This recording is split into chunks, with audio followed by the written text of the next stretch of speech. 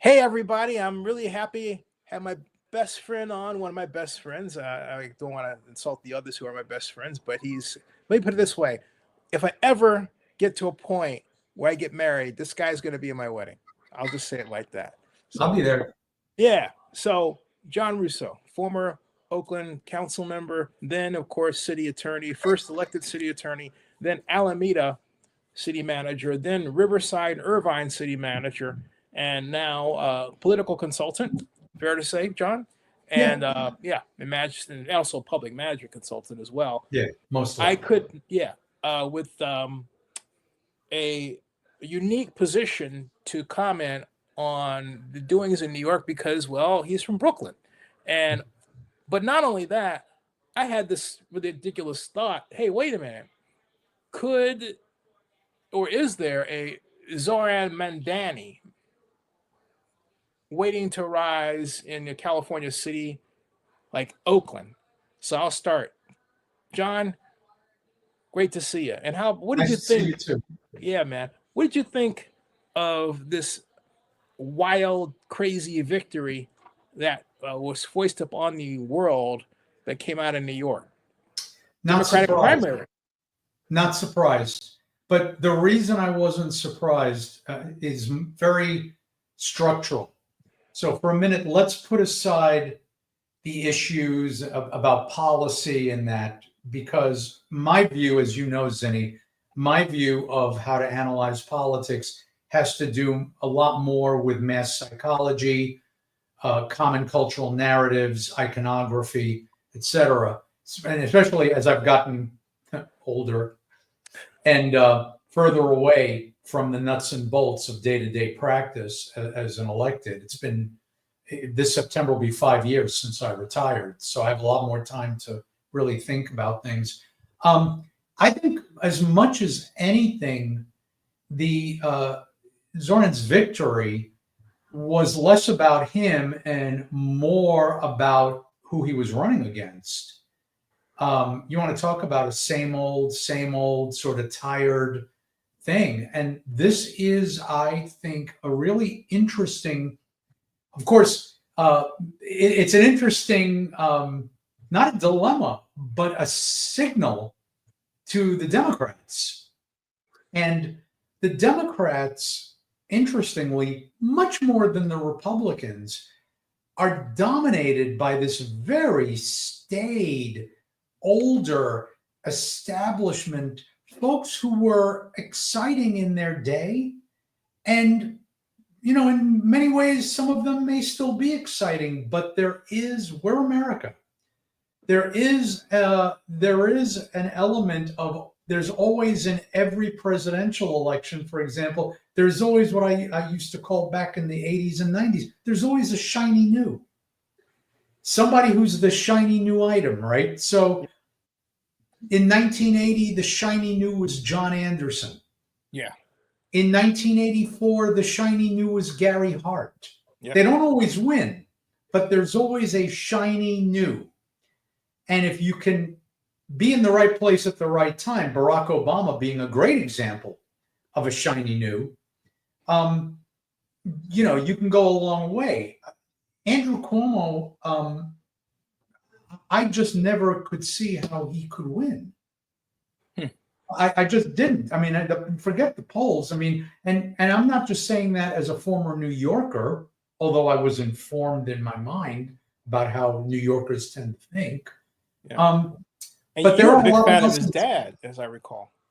Yeah, I'm a big fan of his dad's, but so was I. You know, I think there's three things about this. Number one, I think that Zohran won the authenticity battle.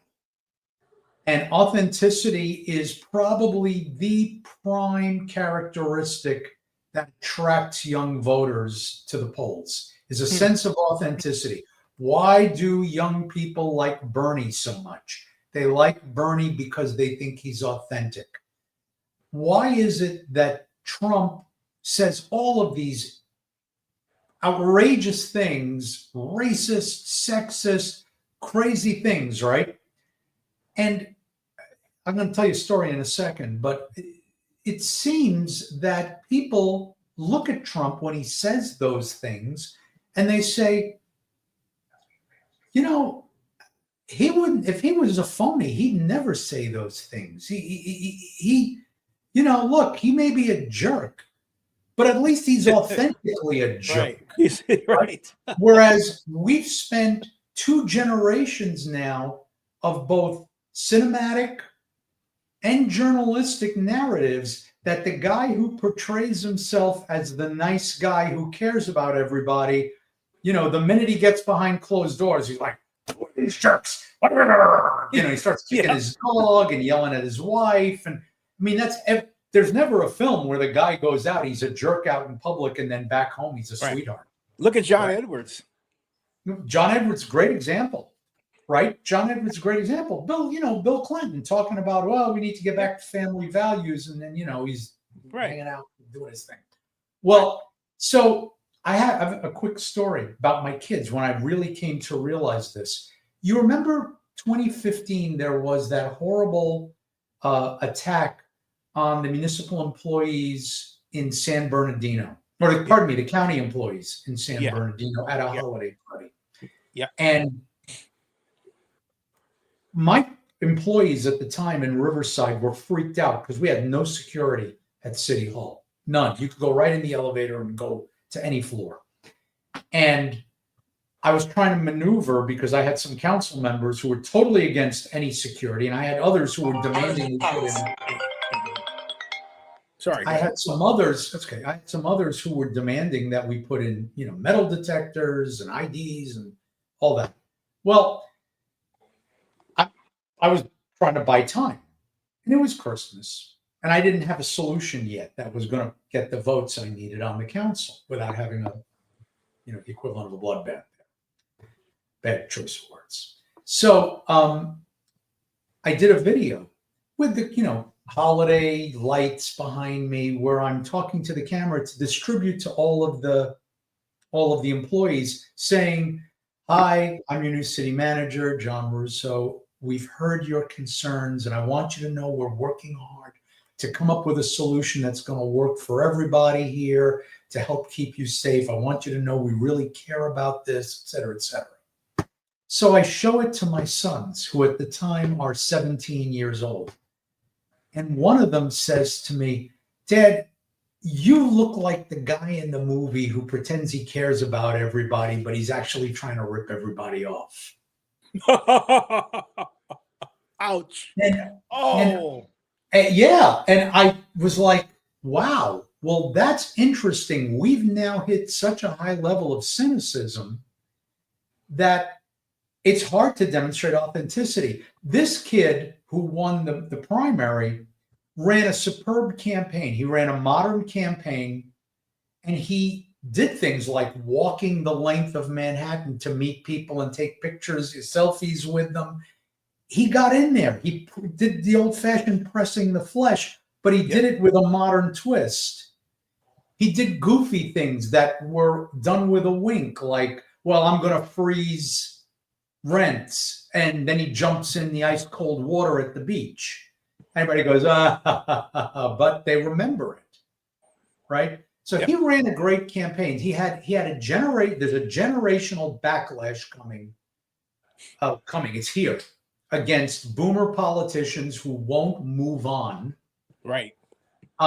There's an authenticity issue, and both of those ran really hard against Cuomo, who really, you know, it's really, I hate to say it, but I mean, the dude was in the cabinet for Clinton.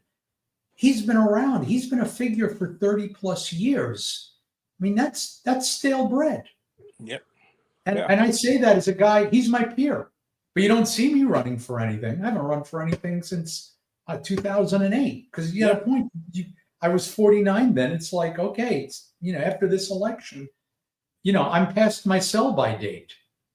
It's hard to be exciting when you're, you know, 80 years old or 70 years old. It's just hard to be exciting to young people. And that's one aspect. Another aspect of this race was he had the right issue, which is affordability. Right. Affordability That's is it. still Yeah. it's still an issue. The Democrats are still playing around and taking the bait on issues like, individual rights issues. I'm not saying those aren't important, and I'm not saying that, what is going on in this country is abysmal. But what the Democrats don't seem to have learned yet is that every time you kick and scream about it, you're giving the MAGAs what they want. Instead of doing that, ignore them, except to say they promised you X. Are you seeing that yet? They promised that inflation would slow down. You seeing inflation? They promised you that jobs were going to come back. You see the jobs yet? When are they coming? Do you see any plans in your town yet for any of these jobs? President says all these investments are happening. What town are they happening in? Stick with jobs. I mean, this is so basic. And now, on policy, Zohran, he couldn't be more wrong on how to deal with affordability. Mm-hmm. And then I'm going to give one example of where he's got it wrong. His dad's a professor, so I'm sure he's influenced very much by academia, and academic theory. How would he not be? I mean, we're all influenced by our parents. You're influenced by your mom. I was heavily influenced. Yeah. My politics, which are extremely. My dad too. Yeah. Yeah. Rest in peace. Right. I mean, so it seems to me that if you know New York, you've been to New York. I know you have. Oh yeah. Where NFL draft, man. I don't know. Right. Exactly. For the draft. 2005 through 2015, 10 years straight. So when you go to New York and you go to the neighborhoods, where are people going? Where are people going to do their day-to-day shopping? I'll get to the question in a sec. It's a good question. Where do people go to do their shopping? They go to the bodega down the street, right? They'll go to the bodega. They'll pick up their milk there. Maybe they pick up their cigarettes there. I'm not judging. It's, not my thing anymore. But, they go to the bodega. I lived right on top of a small grocery store that was owned by two brothers who were immigrants. They're gone because they made a bunch of money, and now they've moved on. They've retired. They have a good retirement. They have kids. The kids go to college. The kids become lawyers and doctors. This is a classic immigrant thing. The big Gristetti's, D'Agostino's, the bigger supermarkets in New York were originally fruit stands. They were Italian fruit stands. Yeah.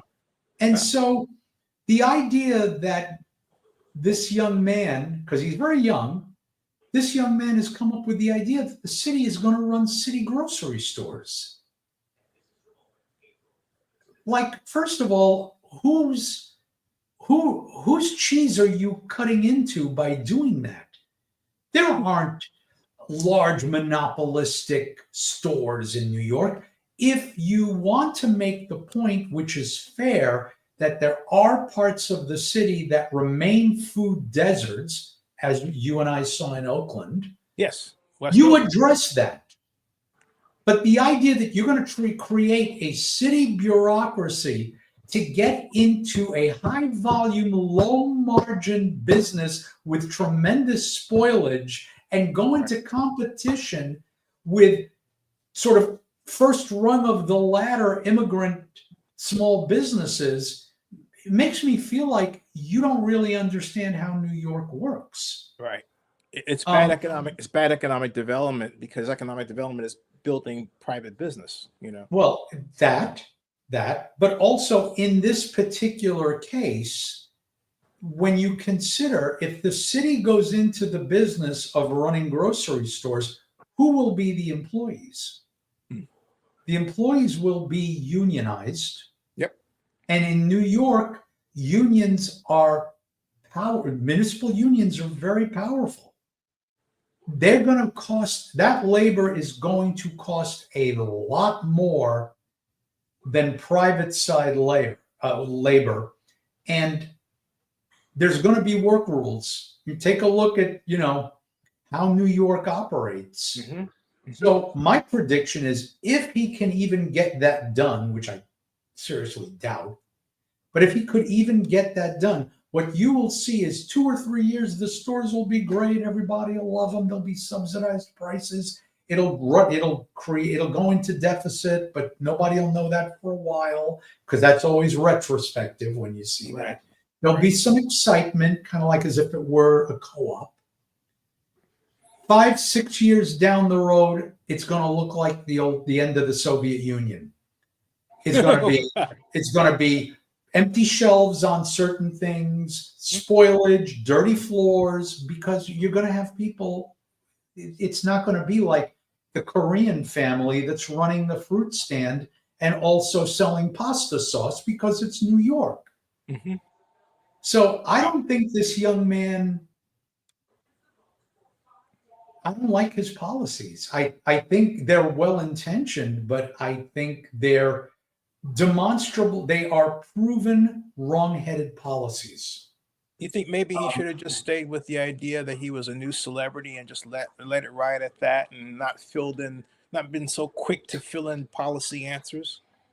Well, he was trying to deal what he should. I mean, I'm not even in the business anymore, but he was right to identify affordability. That's why he went into grocery stores and he has a broad brush. Rent specifics are kind of like, The specifics, there should have been other targets and other approaches, right? So what he's got the right strategy and the right focus, wrong tactics, because the tactics are ideological. And frankly, the idea of government-run grocery stores is out of date. Yeah, it's out of date. It's not anyway. That's the what about this? I don't want to leave Mr. and Mrs. Fuller hanging too much. Hi, John. This person writes, am I justified in my distrust of far lefties? Aren't they mostly carpetbaggers who don't like the Democrats? Interesting. I don't know. I mean, my sense with the left-right spectrum is I think that's out of date too. Yeah, I'm going to answer the question, but I just want to pick apart a minute the lefties, because when you look at the MAGA wing, well, it's now the MAGA party, but the very right wing of what used to be the Republican Party and the so-called progressive wing of the Democratic Party, they're really in many ways, they're much more similar than it's portrayed in the media. They want to blow up the institutional arrangements that have worked largely well and have been evolving to be more just over the past, in the post-war era. Yeah. It's slow. It's really slow going. It's frustrating. But blowing up the institutional arrangements at the local level and at the federal level, the checks and balances make things go slowly. That was intended. But far left and far right, as you saw with totalitarianism coming out of fascism and communism, far left and far right, it's not a spectrum, it's a circle. They start to meet in the back. If you look at it, here's the center, and here's here's the left, here's the right. They go around the back. But they want to destroy the institutions, both sides. I saw I'm going to just bleep myself here. I saw a bumper sticker in 2024. It said Bernie. And underneath it said, because F this S. Right. I remember that sticker. Yeah, I remember that. Yeah. Well, is that not MAGA?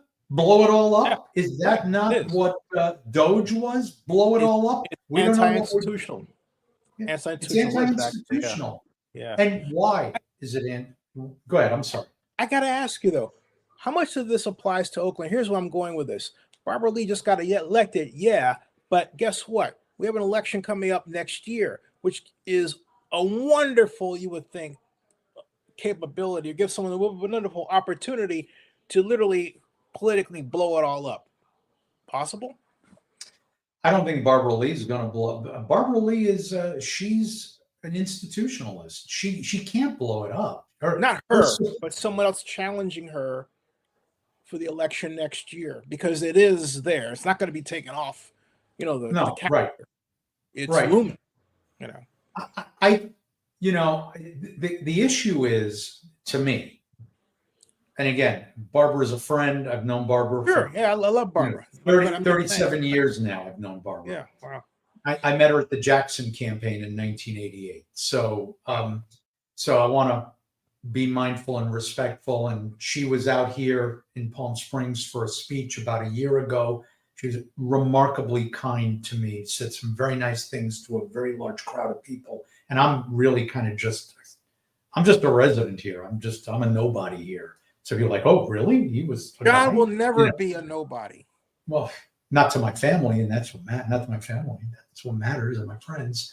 But I don't know Oakland as well as I used to. Obviously, I moved away 10 years ago, but I do stay in touch with a lot of people. And if she were to not run, then I think a blow it all up candidate, or better yet, a harmonizing, young, and really smart candidate could win an election. I mean, the person to keep an eye on, because although I'm not a big fan of the influencer style of politics that has developed, but I will say that Janani in District 4, who I've never met, but Janani, sorry, pardon me. She's very smart. Johnny Ramakandran. Yeah, Ramakandran. Very smart, knows how to position on issues, comes across very much as inclusive. Not talking about policies now, because I don't think policies matter all that much anymore in elections. Really? Yeah, I really don't. Really? Not at election time. No. Really? No. They matter to me. They matter to you. Yeah. But I think to the average voter, they don't matter. I think the average voter votes based on how someone makes them feel. And other than that, somewhere. Wait. So you're telling me, John, we're back to primary colors. Remember that movie? Mm-hmm. About Bill, it really was Bill Clinton. Yeah, and it was Joe Klein who wrote it. I love Joe Klein. Yeah, remember the scene where the old biddies are at the cafe and they're making comments about the candidate and saying, well, I don't know if I like his tie and his hair and all that stuff. And you mean that's where we're back to. Absolutely. Look, from the time television became a major player in presidential politics, I would contend that every election, starting with television coming in until about 2016, you vote. You had two guys always, right? 2016, you had Hillary. You had two guys. The taller guy always won. Yep. Yes. The guy with better hair always won. Not thicker hair, better hair. And the Democrats went through a number of candidates, Dukakis, Kerry, and that, who all had 70s hair. They all Dukakis had was short, by the way. Down over their forehead. What? Mike Dukakis was short. Yeah, he was short. That's part of that's part of the issue, right? So generally, used to say, well, have good hair, right? You got to have good hair. Yeah. So when you look at, right, why did Ronald Reagan spend a fortune on hair dye? Yeah, he knew hair mattered.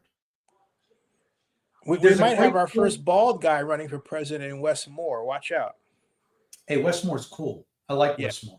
Me too. I like Wes Moore gets it. I wished when I saw him after the Biden-Trump debate in 24, he was on TV and he was basically, doing there's nothing to see here about Biden. And I really wished he hadn't have done that. Yeah. And that may come back to, pardon the pun, bite him in the future. I think, by the way, that showed you how that all went down is very sad.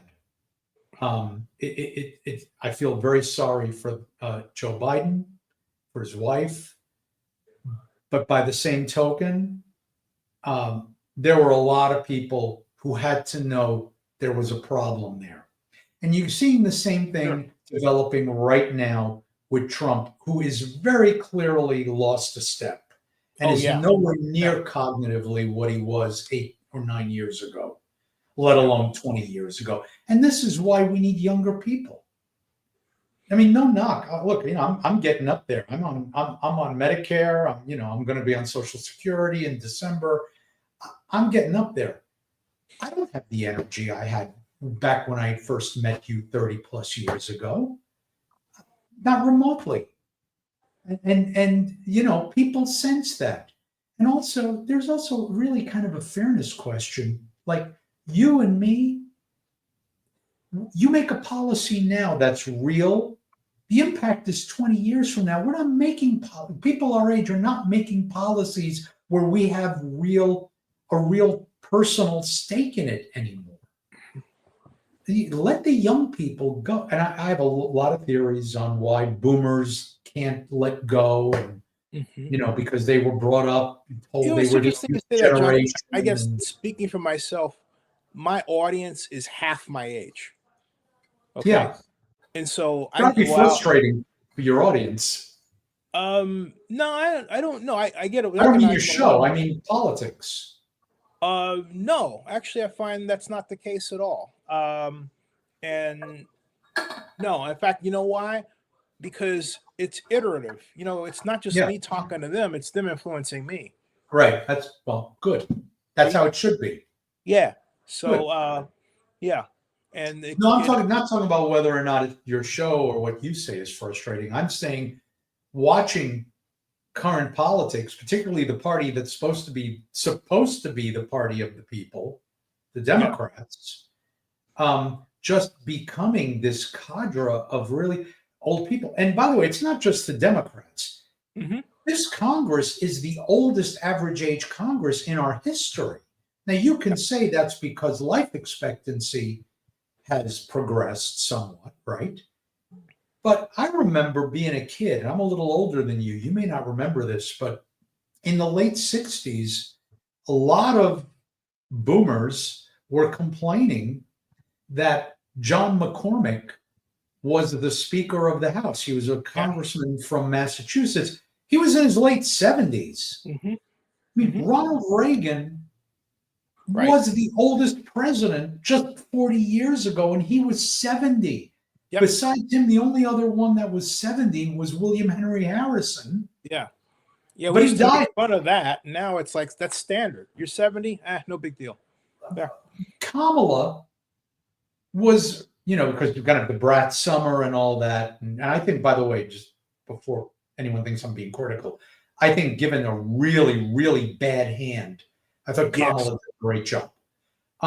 He did, yeah. But she was she was the youth one. Kamala's 59. Yeah. Well, hey, she was running. Where's I got to ask you, where does Gavin fit in all this? California Governor Gavin Newsom, our friend. Yeah. At least my friend. I find it hard to believe that somebody from California can win.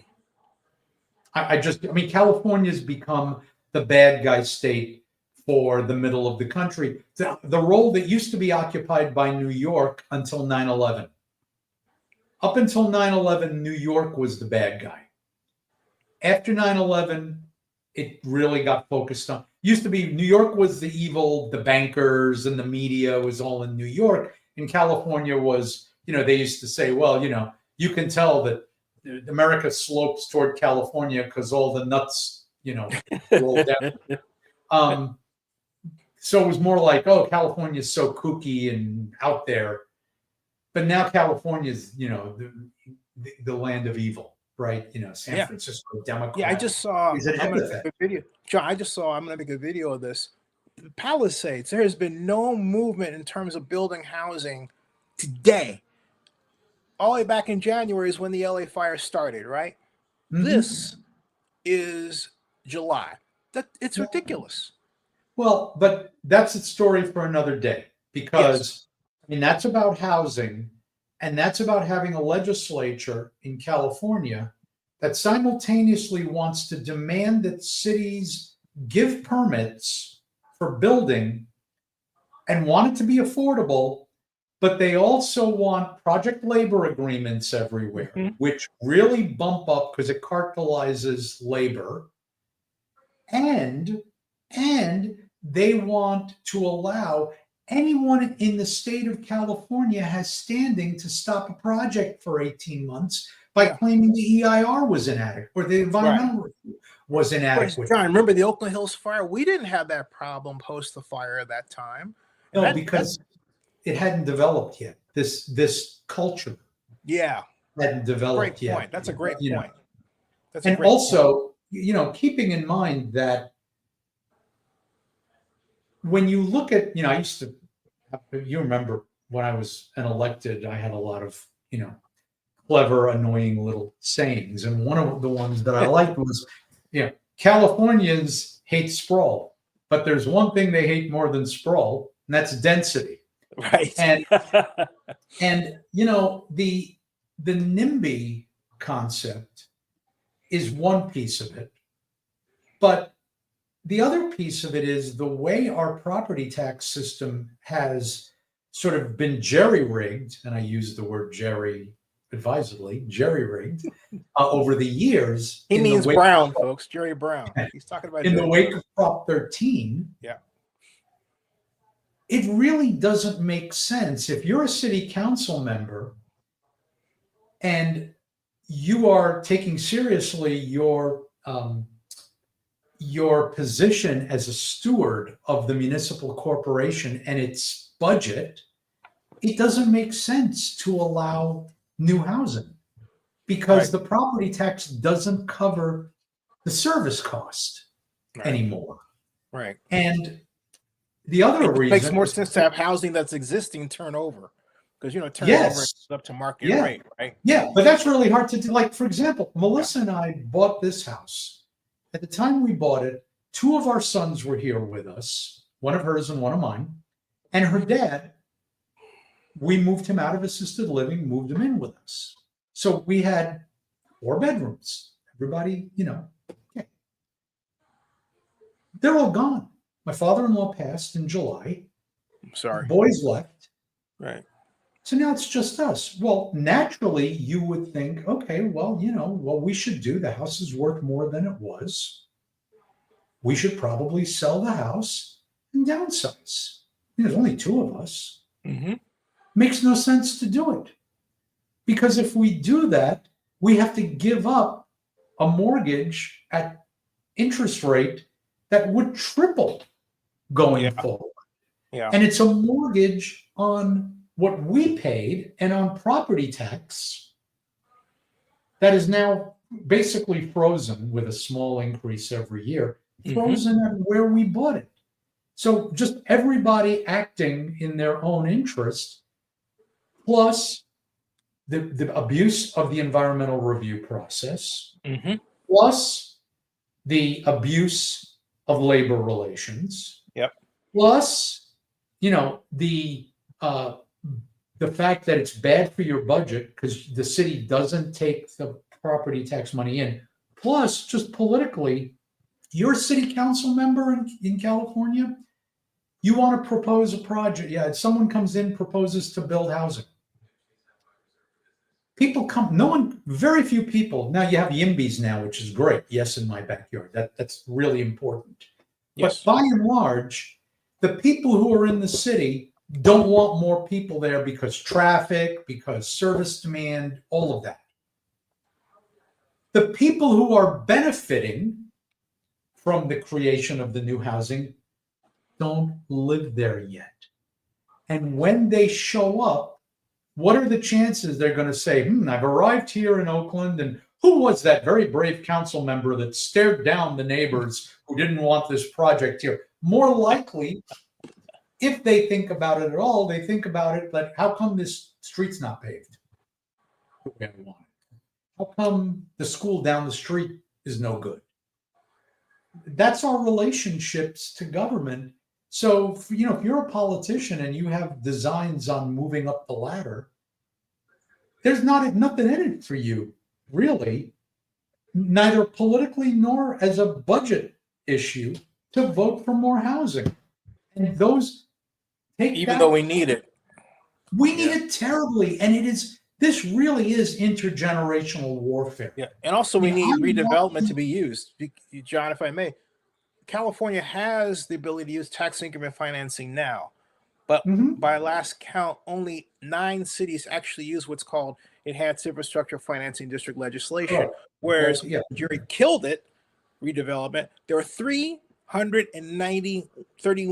municipalities or special districts that employed it. Yeah, in California. Well, and that was a classic era, especially for a state, and you'll appreciate this more than the average bear, Zenny, that California does not really have an economic development as a state. Really doesn't have an economic development department, doesn't really have a program. Occasionally, you get a celebrity governor like Arnold, and he does ads, right? And maybe, will, go someplace to another state to try and recruit somebody. But there's the state, the main economic development program in the state of California was redevelopment. Yeah, that was it. And Gavin, when he first became governor, he selected D.D. Myers as his economic development head. Yeah. Think about it. He's communications. Yeah. Well, but that's not unusual, right? I mean, that's politics really, whether you're talking about Zohran, whether you're talking about AOC, whether you're talking about Marjorie Taylor Greene, they're all influencers. Yeah. It's how do you become a celebrity? In the case of someone like AOC, she's a true believer. I like her, but don't agree with her policies, but I like her. I think she's really talented. But really what it's about is these are folks who are in politics so that they're not trying to learn anything and become experts and then use the old-fashioned revolving door to go work for the industries they used to regulate. Yeah. What they're doing is they want to monetize it through social media. Yeah. And become, pundits and I think Gavin wants to be in the White House. And actually I support that. Gavin does want to be in the White House. That's been clear since he was mayor of San Francisco, right? Yep. I'm just telling you, I'm not saying it won't happen. I'm just saying that would really surprise me. I think it's really hard for a California governor at this point, a Democratic California governor, to get elected president. I think there's a lot of current running against a California governor, Gavin, or, anybody, a perfect candidate. Regardless of party, Democrat or Republican? I think a Republican governor of California might be okay. But a Republican governor of California is not going to be something that happens unless the person's a moderate or a celebrity. Right? I mean, Arnold won, but Arnold was a moderate. Yep. Can I make one more? I got to go, but can I make one more point about what it's your platform? Yeah. And this is not Democrat or Republican issue. So what's his background in government? His background is 2 terms in the New York legislature as a legislator. So 4 years as a legislator. As best I have read, and I'm not validating it, but I think this is right, didn't pass a bill through the legislature while he was there for 4 years. Wow. But that's not the problem. The problem is us, the voters.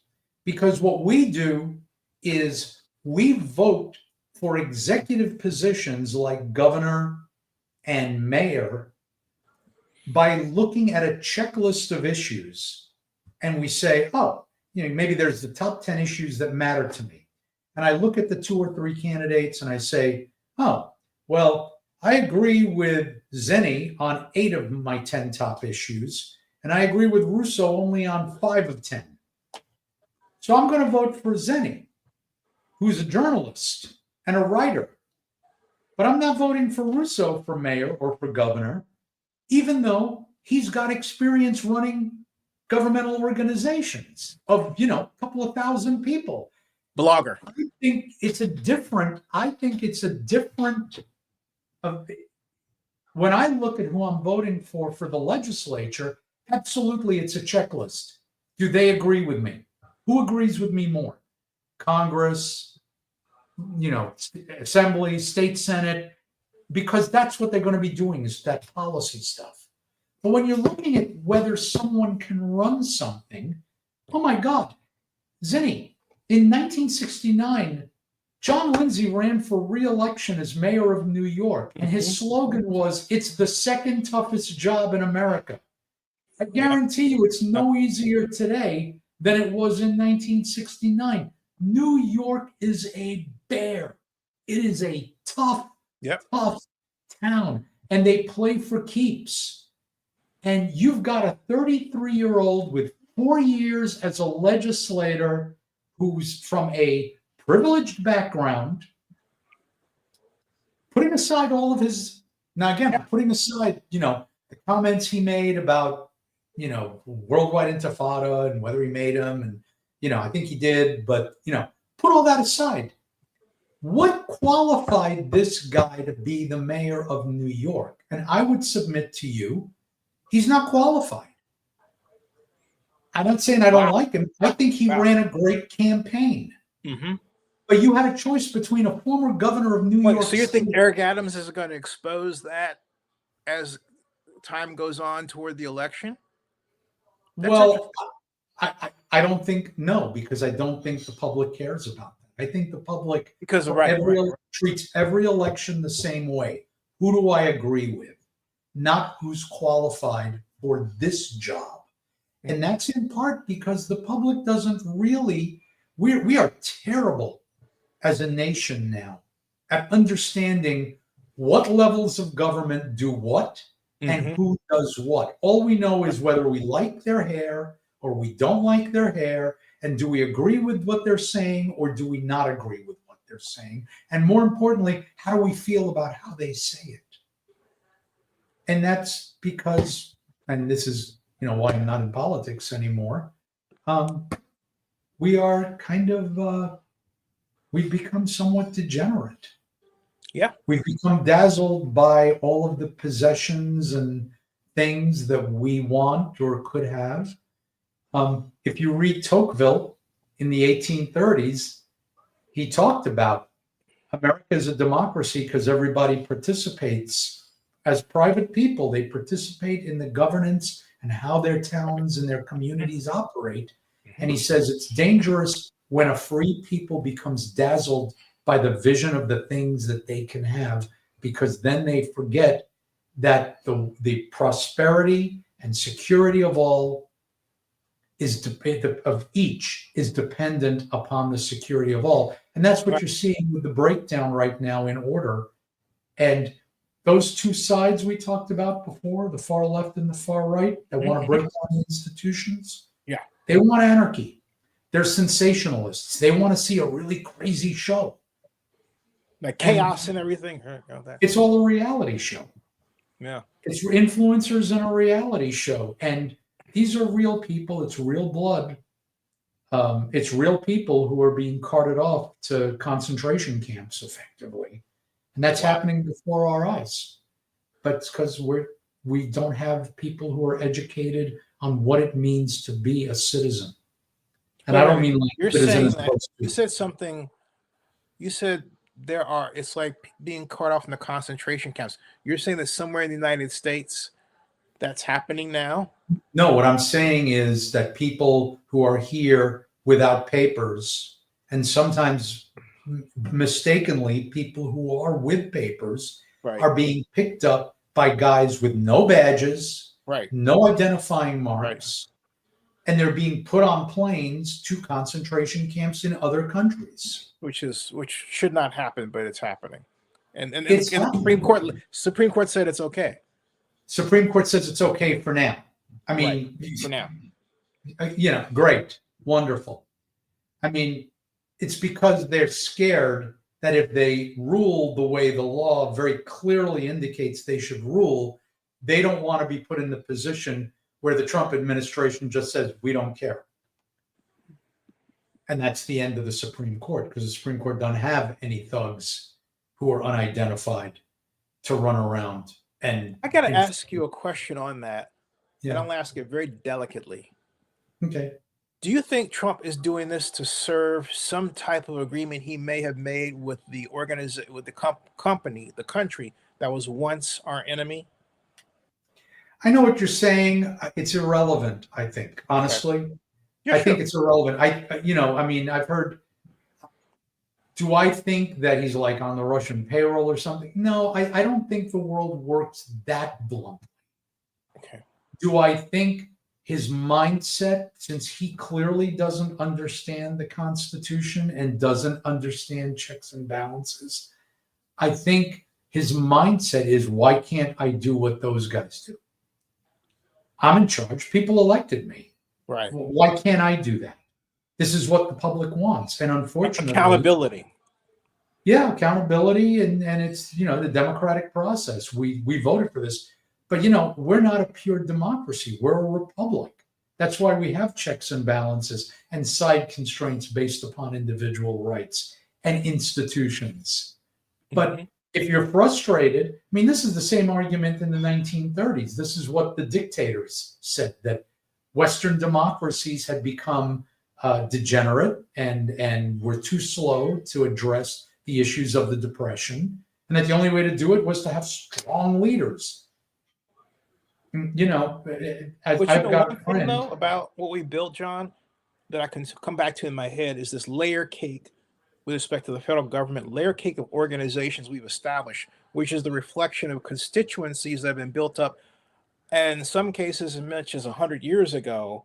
You can't just swipe those out. And I believe that basis of people who want to defend it is now the new underpinning of our democracy. Everybody speaks, but to save their bacon, if you will. Well, yes. Yes and no. Part of the problem is there is, to a certain extent, when those interests become institutionalized and bureaucratized, it doesn't necessarily serve the general good. There is sclerotic bureaucracy in the federal government, but it's not always, for example, the way Doge handled trying to cut Medicare and Medicaid. Being on Medicare, I can tell you there is a lot of fraud and abuse, but it's not from the Medicare employees who are operating the system. It's the HMOs that are billing, that we know are billing tens of billions of dollars fraudulently every year. And those folks should go to prison for 25, 30 years when they're caught. But nobody wants to do that because those are the rich guys. Oh. Those are the guys who this administration is actually here to serve.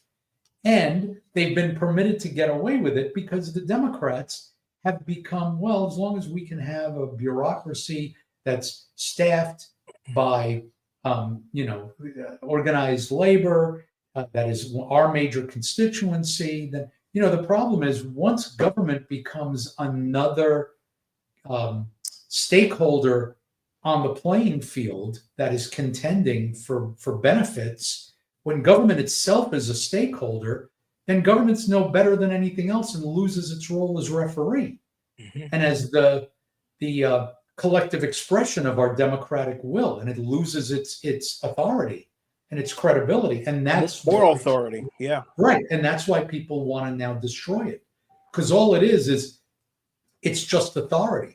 And Americans hate authority. It's just, right? They hate teacher. They hate, police. Yeah, they hate police. They hate, they hate authority. Yeah. I mean, and that's not new. That goes back to 1776. Mm-hmm. Go. It's 5. I'm way over. Hey, come back.